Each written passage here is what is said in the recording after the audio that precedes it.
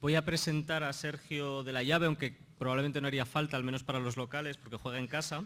Es licenciado en Historia, arqueólogo e investigador, es profesor tutor del Centro Asociado de la UNED de aquí de Talavera, es concejal de Patrimonio y Medio Ambiente de su ayuntamiento y es coordinador del Plan Especial de Salvaguarda de los Procesos Artesanales de la Cerámica de Talavera, que es precisamente el tema del que nos va a hablar.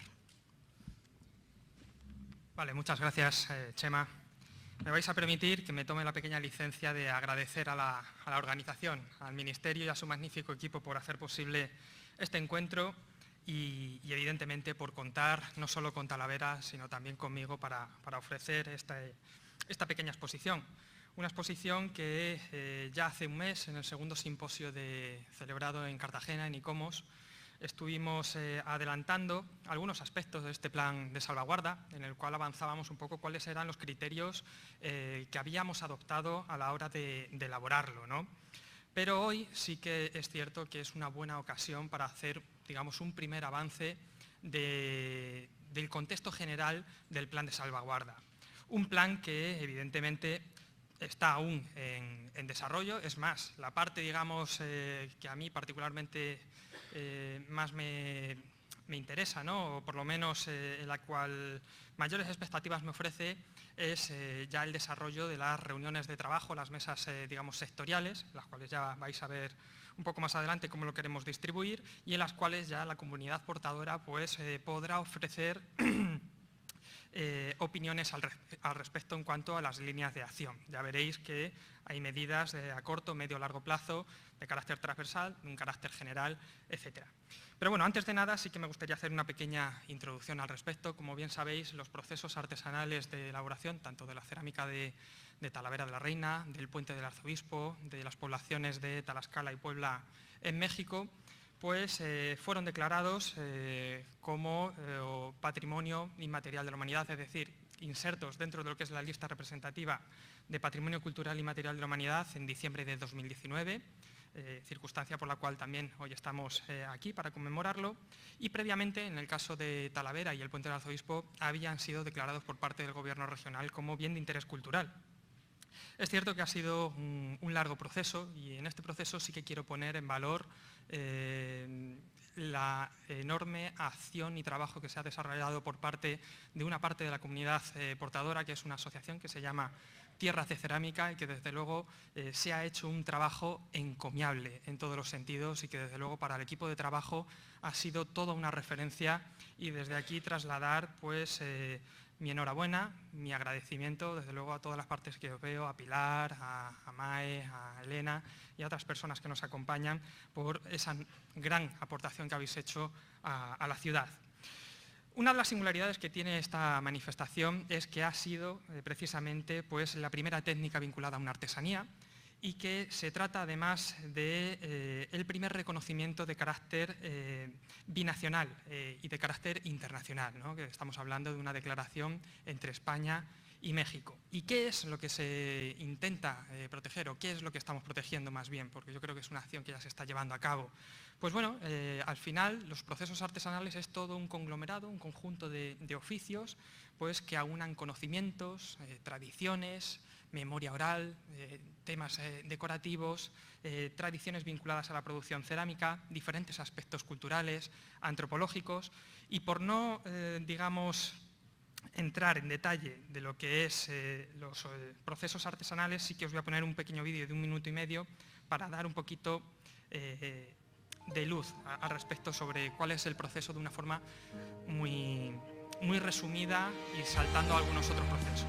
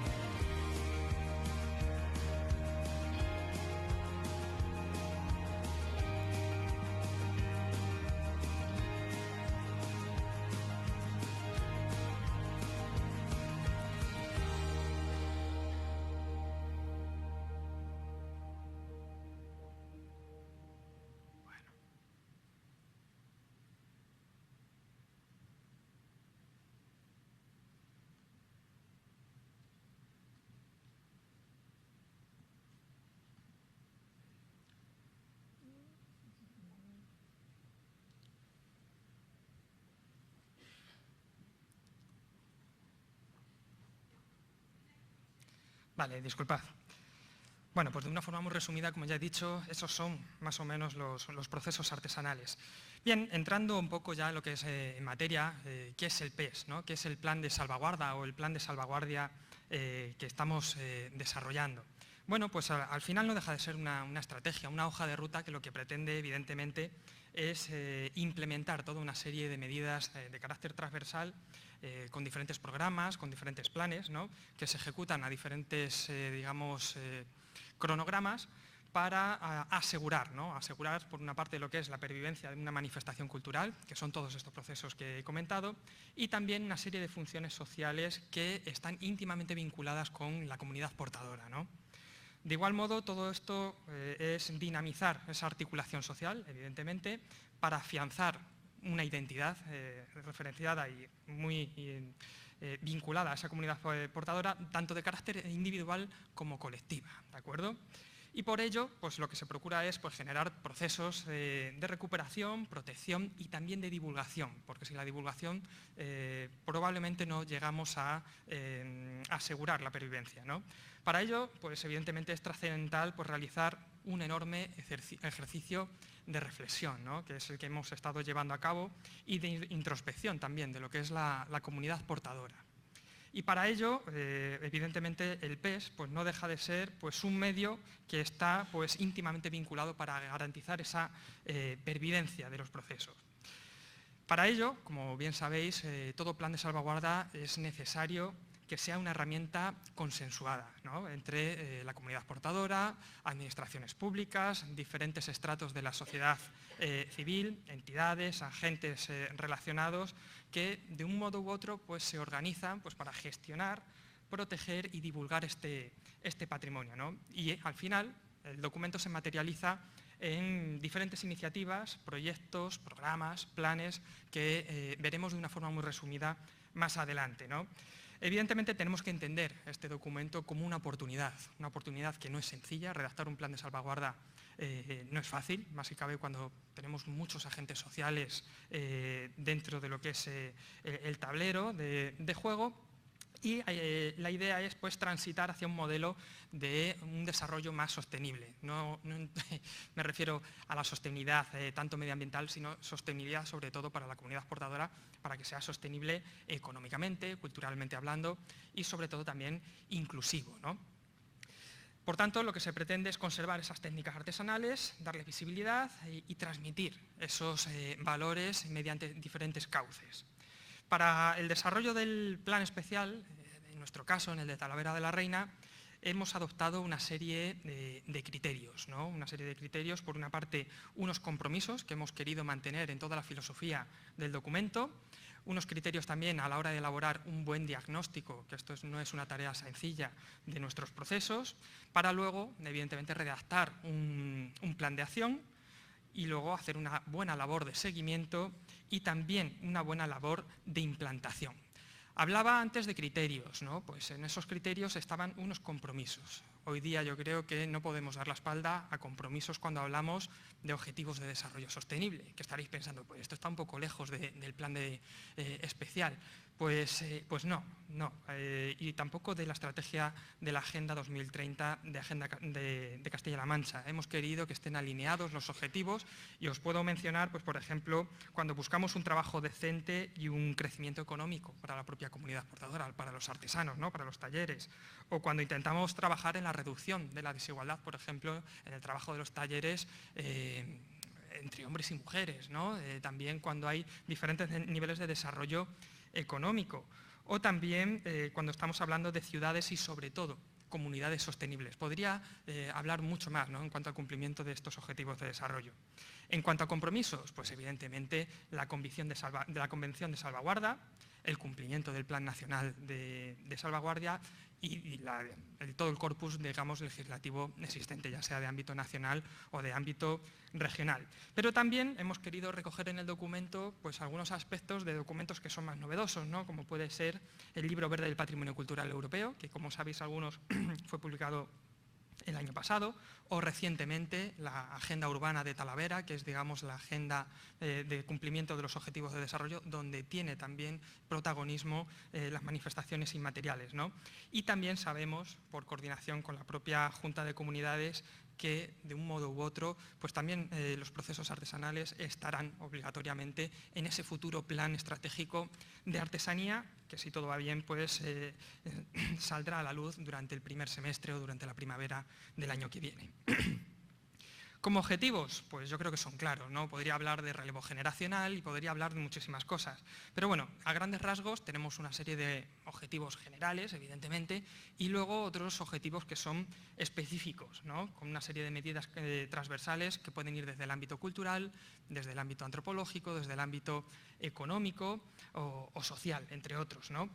Y lo que es importante, los objetivos deben ser transversales e integrados, y en la medida de lo posible es lo que estamos intentando, ¿no? Por tanto, entendemos que tiene que haber un vínculo directo entre los objetivos y las acciones que ya se están llevando a cabo. Una de las singularidades probablemente de este plan de salvaguarda es que muchas de las acciones incluidas en los ejes de trabajo en el cumplimiento de ese mantenimiento de los procesos artesanales ya se están llevando a cabo o hemos logrado llevarlo a cabo durante el proceso de redacción. Estamos hablando que es un documento que comenzamos a redactar, si no recuerdo mal, a comienzos de 2020 y que poco a poco pues, ha ido creciendo. Sí que es cierto que nos hemos visto con alguna dificultad como la pandemia y que nos hemos ido viendo retrasados también por la inclusión de nuevos documentos que habéis visto de carácter estratégico. Y otro objetivo fundamental era darle visibilidad, ¿no?, a todo este proceso. En la medida de lo posible, pues hemos trabajado con redes sociales, se ha creado una web que fue presentada en primavera, aunque la utilizamos en una encuestación que se hizo para artesanos y el resto de la comunidad portadora, y también pues edición de cartelería digital, etcétera, que os he puesto algún ejemplo en las diapositivas. Desde el punto de vista metodológico, ¿qué criterios hemos ido aplicando a lo largo de todo este tiempo? Pues evidentemente no hay una metodología única, no tenemos una guía de estilo, una guía de uso sobre cómo desarrollar un plan de salvaguarda. Circunstancia que sí que existe, por ejemplo, en Latinoamérica, ¿no? Y que yo creo que dentro de lo que es el propio ministerio, ¿no?, y la comunidad académica tiene que trabajar, yo creo que es una línea de trabajo de cara al futuro, ¿no? Intentar aunar un criterio único para futuros planes, ¿no? Por tanto, un cúmulo de métodos, un cúmulo de herramientas que hemos entendido que eran las más adecuadas para el caso que nos ocupa. Y al final, de cara a la creación de ese proceso participativo, como ya he dicho, en un comienzo teníamos ese problema, ¿no?, de la pandemia. Por tanto, lo que optamos fue la creación de un cuestionario online para intentar tener un espectro de participación lo más amplio posible. Y en este sentido se podía participar ya sea a través de un dispositivo móvil, a través de un ordenador, es decir, que la gente interesada pudiera participar desde su propia casa en esta serie de cuestionarios que nos han ofrecido bastante información además relevante, que en muchos casos nos puede resultar obvio para los que estamos más o menos asociados, incluso la propia comunidad portadora, pero que para el exterior y para analizar una serie de datos cualitativos y cuantitativos nos han servido muy bien de cara luego a la matriz DAFO, que os hablaré un poquito más adelante. Y por tanto, ese cuestionario se hizo en dos vertientes, por una parte lo que es el resto de la población civil, y luego otro cuestionario directamente asociado a los profesionales y a los artesanos.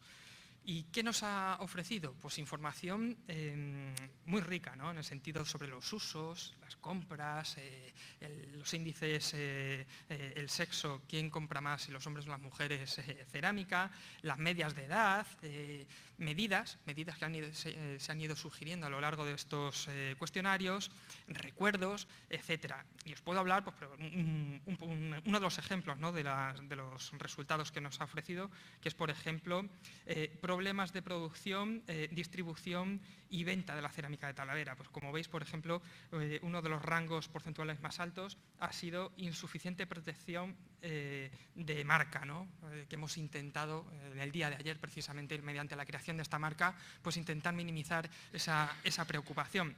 O, por ejemplo, pues, el aumento de costes o la falta de demanda económica. O sea, al final, estos datos, que ahora sí que tenemos datos más cuantitativos, pues nos han ayudado a hacer ese diagnóstico.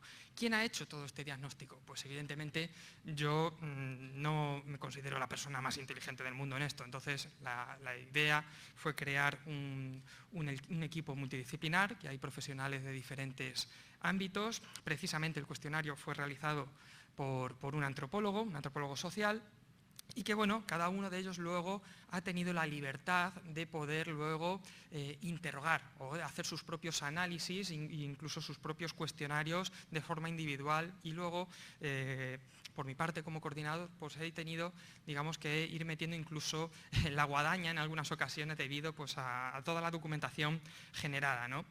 Para darle un poco de mayor empaque o mayor seguridad, por lo menos técnica, creamos también una comisión externa. Está formada por 3 personas, con un representante de Cultura, que es María Agúndez, por parte de la Junta, pues la jefa de servicio, Patricia Evia, que nos acompaña, y por parte de ICOMOS nos ha acompañado Luis García Petit, que es nuestro colega que también preside el Instituto de Patrimonio Cultural Inmaterial, y que nos han ido ayudando a lo largo de todo este recorrido para indicarnos esto sobra, esto requiere una nueva relectura, esta palabra hay que modificarla. Entonces nos ha venido muy bien también para volver a reflexionar en varias ocasiones sobre el propio documento. Una reflexión a la cual ya en este último proceso tendremos que volver, ¿no? Una vez que tengamos pues, esa nueva revisión tanto del comité externo como luego dentro de las mesas de trabajo por parte de la comunidad portadora en las mesas de trabajo. En cuanto al diagnóstico, pues era imprescindible recurrir evidentemente pues, a lo que es un estudio habitual, ¿no? Bibliografía que se ha ido editando, recurrir a hemeroteca, mucha tradición oral. Me ha tocado realizar muchas entrevistas con muchos artesanos, porque una de las curiosidades es que han participado más artesanos de forma presencial, individual, yo yendo a los talleres y hablando con ellos de una forma directa, que a distancia, ¿no? A través de esos cuestionarios online. Y también, evidentemente, pues una revisión de documentación de carácter administrativo, ya sea de entidades, de asociaciones, mucha documentación administrativa de acciones que se han ido desarrollando por el Gobierno regional, por las concejalías asociadas a artesanía, turismo, etcétera. Y bueno, a través de ese diagnóstico lo que hemos ido tratando son temas específicos, ¿no? Por ejemplo, las manifestaciones culturales, la vida social de la cerámica en el siglo XXI, la formación, la didáctica y la educación patrimonial, que creo que es algo fundamental y muy importante. Aspectos económicos, no olvidemos que nuestra artesanía está íntimamente vinculada a una serie de actividades económicas de carácter histórico, ¿no? Y que no podemos dar la espalda. Y también, ¿por qué no?, la investigación ya sea histórica, arqueológica, antropológica, como base de la salvaguarda. Hay que investigar, hay que seguir desarrollando trabajos técnicos también para salvaguardar también nuestra manifestación.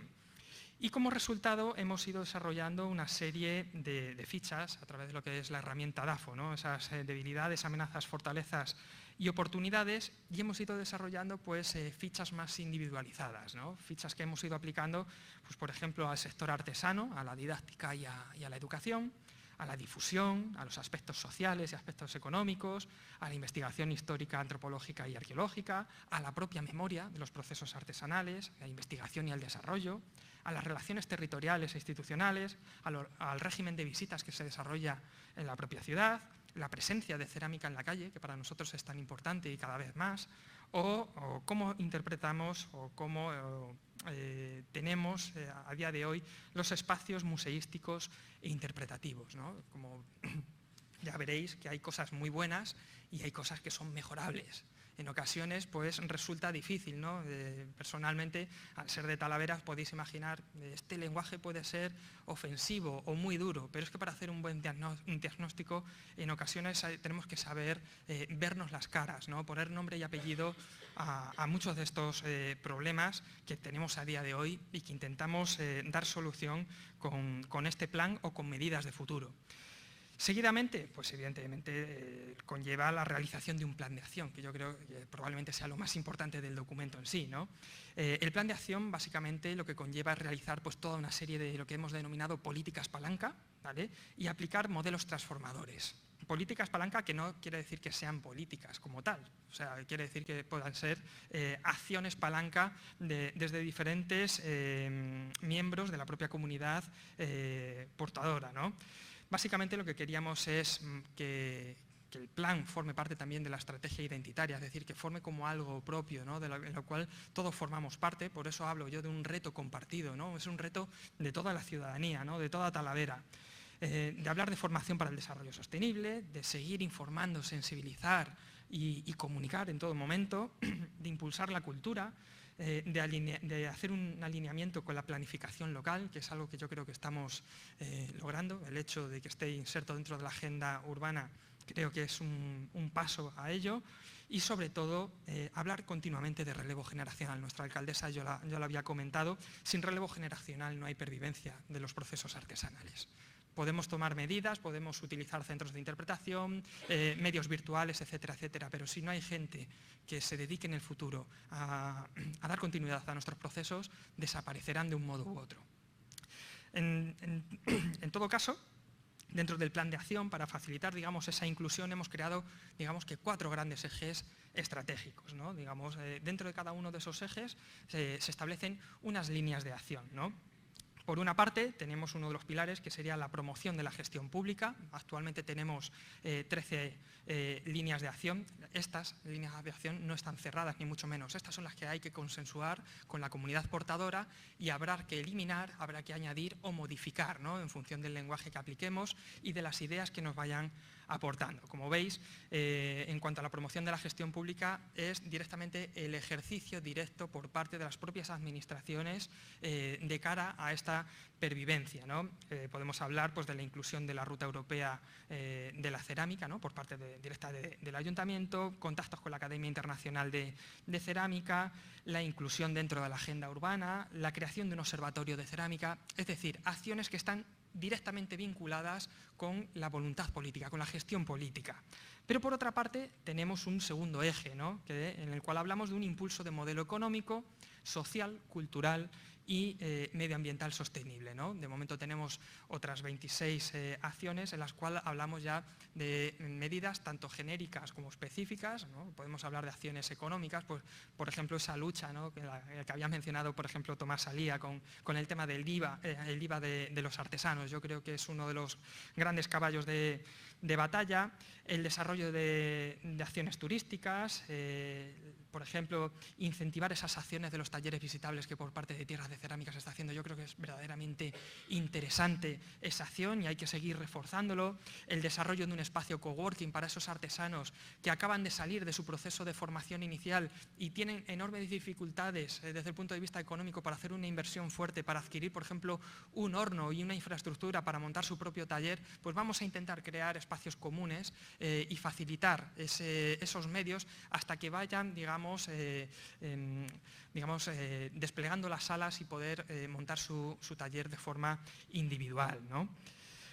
Un tercer eje está vinculado al refuerzo, ¿no? y a la formación de alianzas entre el sector público, privado y la sociedad civil, ¿no? Aquí tenemos 12 acciones y yo creo que es muy interesante. Es decir, no podemos entender que por una parte se trabaje desde el sector público y por otra parte desde el sector privado, cada uno de forma individual con su hoja de ruta. Por tanto, ahí sí que es cierto que este eje estaría íntimamente vinculado también con el eje 1, ¿no? Que hablábamos de la intervención pública, para intentar crear canales de comunicación, es decir, esos puentes tan necesarios para que lo privado y lo público vayan de la mano, ¿no? Y ahí podríamos hablar de mecenazgo, que yo creo que es bastante interesante. Tenemos una ley regional precisamente de mecenazgo, de la inclusión de esos elementos ornamentales en fachadas de negocios, ¿no? Que había funcionado también hace unos años y parece que se ha ido perdiendo, ¿no? Esas líneas de ayuda, o acciones que se llevan a cabo desde otro tipo de asociaciones e incluso entidades privadas. Pues bueno, vamos a intentar comunicarnos, estar en contacto para ir de la mano, ¿no? En cuanto a lo que es la salvaguarda. Y un último eje estaría vinculado a la formación, información y sensibilización. Y aquí es una formación y una sensibilización que tiene que ser bidireccional, en el sentido no solamente para los propios artesanos, para los propios talleres, que a lo mejor necesitan una formación para perfeccionar su técnica o aprender nuevas técnicas, sino también para el resto de la sociedad, ¿no? Estábamos hablando en una intervención anterior con María Agúndez del enorme valor, por ejemplo, del público infantil de cara a que entienda, conozca y ponga en valor estos procesos. ¿Por qué? Porque son el futuro. Y si un chico, un adolescente, se interesa por esos procesos artesanales y le creamos esa inquietud, a lo mejor en el futuro quiere formarse y ser un futuro artesano, ¿no? Por tanto, entendemos que es importante. Ahí, por ejemplo, tenemos alguna entidad como Pequeños Arqueólogos, también Tierras de Cerámica ha hecho algún taller al respecto y creo que es una línea bastante interesante en la cual hay que seguir trabajando. Talleres que además no solamente son para el público infantil, también están dirigidos al resto de la sociedad, a las familias, a los padres, a las madres, que también tienen que conocer ese valor de los procesos, porque a través también de esa transmisión oral se pone en valor, ¿no?, con el resto de la ciudadanía. E importante también el seguimiento y el proceso de implantación, ¿no?, de todo el plan. Yo creo, o creemos dentro del equipo, que probablemente, con casi toda probabilidad, quien mejor puede hacer ese seguimiento y ese control acerca de la implantación correcta de todo lo que esté incluido en el plan de salvaguarda, pues deberá ser el Comité Especial de Salvaguarda. Un comité que fue formado hace unos años, que se ha reunido pocas veces. Esperemos que de cara a enero nos podamos reunir, compartir opiniones y creo que una vez que esté este documento, sea el propio comité el que se encargue de heredar este documento, de enriquecerlo y de salvaguardarle, ¿no?, el propio documento. Y evidentemente establecemos un cronograma de implantación, en el cual, como veis, está puesto en marcha desde hace ya un tiempo, una fase 1, ¿no?, en la cual ya estamos finalizando con esa puesta en marcha del PES y con esa aplicación. Y luego hemos ido estableciendo, digamos, sistemas de control, unos sistemas de control en los cuales hay una evaluación intermedia en 2025 y otra en 2028, porque el horizonte que hemos marcado es hasta 2030. No hay fecha establecida para un plan de salvaguarda. Hemos querido darle longevidad. ¿Por qué? Porque el documento está preparado para poder ser ampliado y revisado a lo largo de todo este tiempo. Os voy a poner un ejemplo, como si fuera una especie de ley con enmiendas de adición. Es decir, si se nos ocurre alguna nueva línea de acción, creamos un anexo y vamos incluyendo nuevas líneas de acción en cada uno de los ejes de trabajo, si el comité de salvaguarda pues, así lo considera. Y luego, evidentemente, pues una evaluación final, que es la que nos permitirá conocer, después de todo este proceso, si realmente o no ha funcionado todas las medidas que están incluidas en el documento. ¿Y qué nos queda por delante, ya para ir finalizando? Pues tenemos una revisión inicial, en la cual tanto el comité externo como el propio equipo ha revisado en una o dos ocasiones. Incluso alguno de los miembros del equipo redactor ha sufrido mi yunque en varias ocasiones. Ahí está Rubén también, que nos acompaña, que es uno de los redactores y sabe de lo que hablo. Y lo que nos gustaría es iniciar ese proceso de aprobación inicial a lo largo del mes de enero, en el cual yo os destaco un punto, el número 7, ¿no?, que es la presentación sectorial de este documento. Voy a intentar que se cierre a lo largo de las Navidades, crear unas mesas de trabajo en las cuales pues, debe estar los artesanos. Precisamente la semana pasada estuve reunido con el presidente de la Federación, él ya va conociendo muchas de las medidas, con Tierras de Cerámica, como no puede ser de ninguna de las otras maneras, o con otras entidades como Amigos del Museo, el propio Comité de Salvaguarda, etcétera, etcétera. Este proceso espero que en enero sea una realidad. Cuando tengamos ya esas líneas de acción definitivas, lo enviaremos nuevamente al comité externo y a los revisores, cerraremos el documento para proceder luego a su presentación a nivel regional, al propio ministerio, y ya pues cerrar el documento, este primer proceso mediante la presentación oficial. Y eso es todo. Agradecer vuestra atención y que es un documento que se ha hecho con corazón, pero sobre todo con mucha cabeza. Muchísimas gracias.